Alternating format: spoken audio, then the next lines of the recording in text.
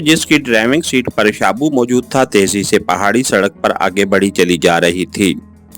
Side front seat पर इमरान जबकि अकबी सीटों पर जोलिया, जोसेफ और जवाना मौजूद थे। उन्हें लेडी हेलन से इत्तला मिल चुकी थी कि ब्लैक स्टार का ग्रुप जो 2 औरतों और 2 मर्दों पर मुश्तमिल है पहले ही वहां पहाड़ियों में पहुंच चुका है। इमरान ने फैसला किया कि उसे बड़े पुजारी से एक बार फिर बात करनी पड़ेगी क्योंकि एक्रेमियन ग्रुप वहां मौजूद था और उन्हें हटाए बगैर वो दांत तक नहीं पहुंच सकते थे। अब तुम लड़ने जा रहे हो या दांत निकालने, जोलिया ने कहा। कलासियम दांत उस वक्त मिलेगी जब हर तरफ सुकून होगा, लड़ाई करने से कलासियम दांत नहीं मिल सकती, इमरान ने कहा। तो फिर तुम क्यों जा रहे हो वहां, जोलिया ने कहा। हम रास्ते में वाक़या एक गांव जा रहे हैं जहां एक ऐसा आदमी रहता है जो रोजाना बड़े सिरदार को निशानाबाजी की मशक कराता है। उसका नाम गारगू है। वो शाबू का चचाजाद भाई है। हम उससे ताज़ा तरीन सूरत हाल मालूम करके फिर आगे बढ़ेंगे, इमरान ने कहा। वो क्या बता सकेगा? यही कि वहाँ एक्रेमियंस मौजूद हैं, जोलिया ने कहा।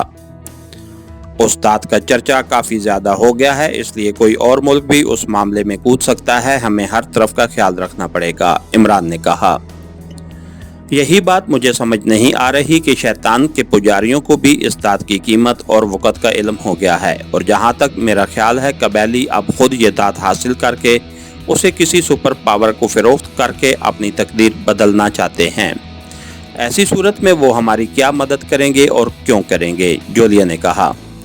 तुम ठीक कह रही हो, लेकिन बहरहाल हमने तो काम करना है, ये सोच कर नहीं बैठ सकते कि कुछ नहीं हो सकता, इमरान ने कहा और जोलिया ने इस बात में सर हिला दिया। जोसेफ, इमरान ने जोसेफ से मुखातिब होकर कहा। यस बॉस, जोसेफ ने मुअद्दबाना लहजे में कहा। तुम्हें वो ज़बान आती है जो शैतान के पुजारी बोलते हैं, इमरान ने कहा। यस बॉस, ये वस्ती अफ्रीका के रोजन कबाइल की ज़बान से मिलती है, जोसेफ ने जवाब दिया। ओह अच्छा, ठीक है, अब बात समझ में आ गई है। बहरहाल तुम तैयार रहना, हो सकता है कि हमें वहाँ का निज़ाम हाथ में लेना पड़े, इमरान ने कहा। यस बॉस, जोसेफ ने कहा। जवाना, इमरान ने इस बार जवाना से मुखातिब होकर कहा। यस मास्टर, जवाना ने जवाब दिया। तुम बोर हो रहे हो, लेकिन फिक्र न करो, हो सकता है कि हमें तुम्हारी सलाहियतों से फ़ायदा उठाना पड़े, इमरान ने कहा। मुझे खुशी हो गई मास्टर, वैसे मैं बोर नहीं हो रहा क्योंकि कम अज़ कम आपके साथ तो हूँ, जवाना ने कहा तो इमरान मुस्करा दिया। तुम्हारे जहन में कोई खिचड़ी पक रही है लेकिन तुम बता नहीं रहे, जोलिया ने कहा। ऐसी कोई वाज़ेह बात नहीं है, मैं तो उन्हें अफ़ज़े मातक़द्दुम के तौर पर अलर्ट कर रहा था। असल हालात तो गारगू से मिलने के बाद मालूम होंगे, इमरान ने कहा और जोलिया ने इस बार इस बात में सर हिला दिया। फिर तकरीबन निसफ घंटे की मुसलसल ड्राइविंग के बाद वो एक छोटे से पहाड़ी गांव में दाखिल हुए। यहाँ 100-150 ही घर थे, अलबत्ता सड़कें पुख्ता थीं और एक बड़ा सा बाजार भी था। इस बाजार के आखिरी कोने में एक होटल बना हुआ था। शाबू ने जीप उस होटल की साइड में बनी हुई पार्किंग में रोक दी। आप अंदर जाकर बैठे, मैं गारगू को ले आता हूँ, शाबू ने कहा। उसके घर न चले चलें, यहाँ खुलकर बात ना हो सकेगी, इमरान ने कहा। यहाँ होटल में 6 कमरे साउंड प्रूफ हैं, वहाँ बैठेंगे। यहाँ चौंके, असला और ड्रग स्मगलर आते रहते हैं, इसलिए ऐसे इंतजामात किए गए हैं, शाबू ने जवाब दिया तो इमरान ने इस बात में सर हिला दिया और फिर इमरान और उसके साथी जीप से उतरकर होटल की तरफ बढ़ गए।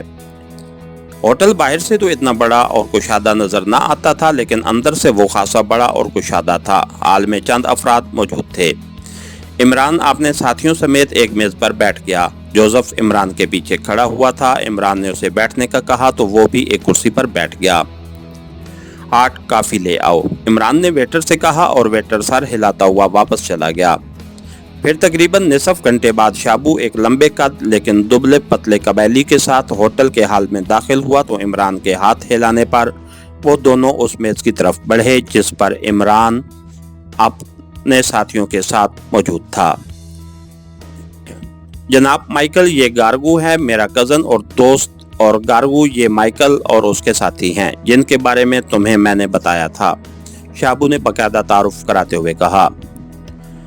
बैठो, इमरान ने कहा तो वो दोनों खाली कुर्सियों पर बैठ गए। इमरान ने वेटर को उन दोनों के लिए भी हॉट कॉफ़ी लाने का कह दिया।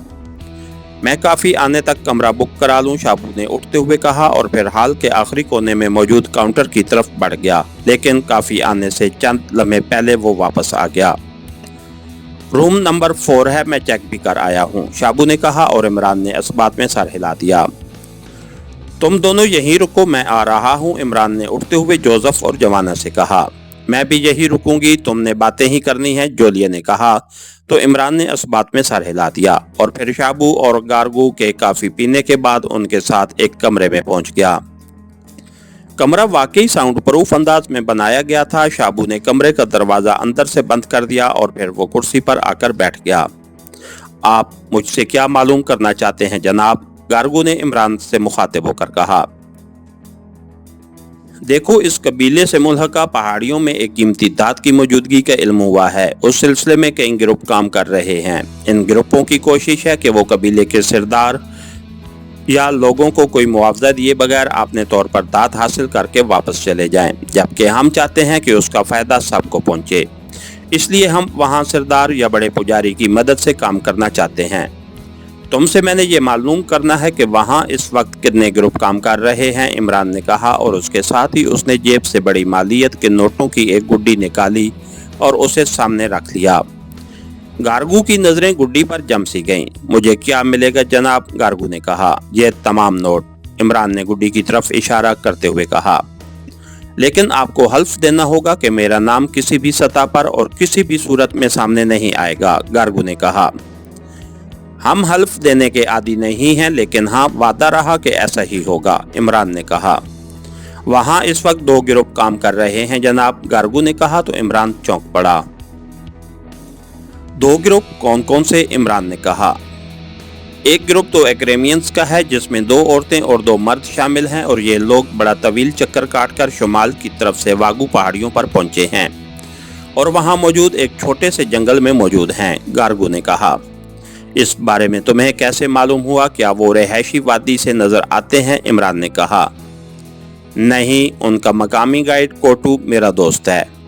वो मुझसे मिलने यहाँ आया था, उसने मुझे बताया था। कबीले वालों को उसका इल्म है या नहीं, इस बारे में मुझे मालूम नहीं है, गार्गू ने जवाब देते हुए कहा।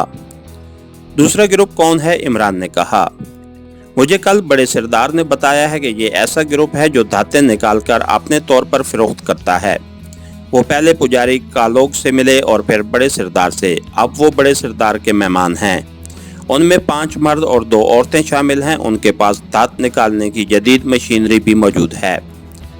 ये ग्रुप हेलीकॉप्टर पर यहाँ पहुँचा है। उन्होंने सरदार को भारी रकम एडवांस के तौर पर भी अदा कर दी है और बड़े सरदार ने उनसे वादा कर लिया है कि वो उन्हें धात निकालने और उसे ले जाने में भरपूर मदद करेगा, गार्गू ने कहा।